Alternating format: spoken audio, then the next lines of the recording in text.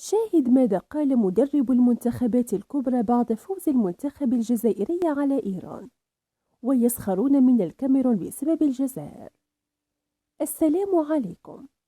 شاهد ماذا قال مدرب المنتخبات العالمية بعد فوز المنتخب الجزائري على المنتخب الإيراني. ويسخرون من منتخبات إفريقيا بسبب المنتخب الجزائري.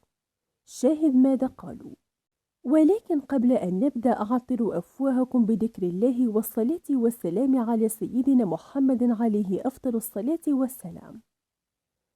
بعد فوز المنتخب الجزائري على المنتخب الإيراني بهدفين مقابل هدف واحد في المباراة التي أقيمت في العاصمة القطرية الدوحة، فقد صرح مدرب المنتخب البرازيلي تيتي وأدلى بتصريحات لقناة SSC السعودية، وقال: لقد شاهدت مباراة المنتخب الجزائري مع المنتخب الإيراني، ولقد فاجأني المنتخب الجزائري بهذه التشكيلة الشابة والتي صنعت الفارق في هذه المباراة. ويعد المنتخب الجزائري من أقوى المنتخبات العربية والإفريقية، وخسارة كبيرة للمونديال بسبب غياب المنتخب الجزائري، فهو أقوى من منتخبات إفريقيا المتأهلة إلى كأس العالم، وأقوى من المنتخب الكاميروني الذي سنقابله في كأس العالم. بينما علق المدير الفني للمنتخب الإنجليزي غاريث ساوثجيت وأدلى بتصريحات لشبكة بيتي سبورت الإنجليزية، وقال: لقد شاهدت هذه المباراة لأن إيران متواجدة في المجموعة التي نلعب فيها في كأس العالم، وكنت أود مشاهدة المنتخب الإيراني، ولكنني تفاجأت بأداء المنتخب الجزائري بالرغم من غياب القائد رياض محرز، إلا أن المنتخب الجزائري أصبح أشرس وأقوى من الأول، ويلعب كرة سريعة ويصل سريعا لمرمى المنافسين. فالمنتخب الجزائري من أقوى المنتخبات الإفريقية حاليا، وأعتقد بهذه التشكيلة الشابة سيعود المنتخب الجزائري أقوى بكثير، وسينافس على كأس الأمم الإفريقية القادمة.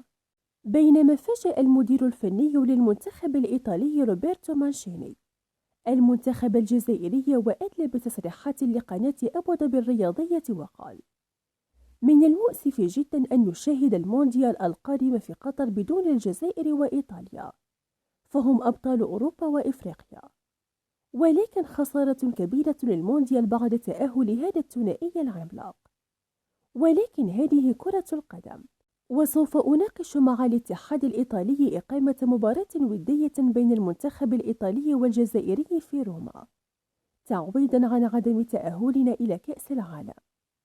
فالمنتخب الجزائري لديه تشكيلة شابة، وأيضا المنتخب الإيطالي في إحلال وتجديد، وأعتقد أنهم قادمون بكل قوة وسيحتلون أوروبا وإفريقيا من جديد.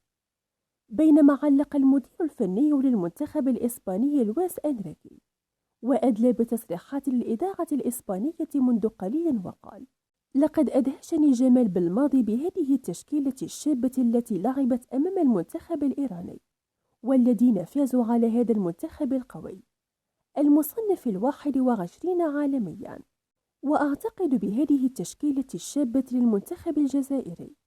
أعتقد أنهم في طريقهم الصحيح من أجل المنافسة على الألقاب القارية في قارة إفريقيا. فالمنتخب الجزائري هزم كل المنتخبات المتأهلة إلى كأس العالم الإفريقية، ومن الظلم إقامة كأس العالم بدون مشاركة المنتخب الجزائري. وسيشهد التاريخ أن بطولة كأس العالم افتقدت المنتخب الجزائري والإيطالي أبطال أوروبا وإفريقيا. وفي النهاية، لو أنت محب للمنتخب الجزائري اضغط لايك على هذا الفيديو، ولا تنسى الاشتراك في القناة ليصلكم جديدنا.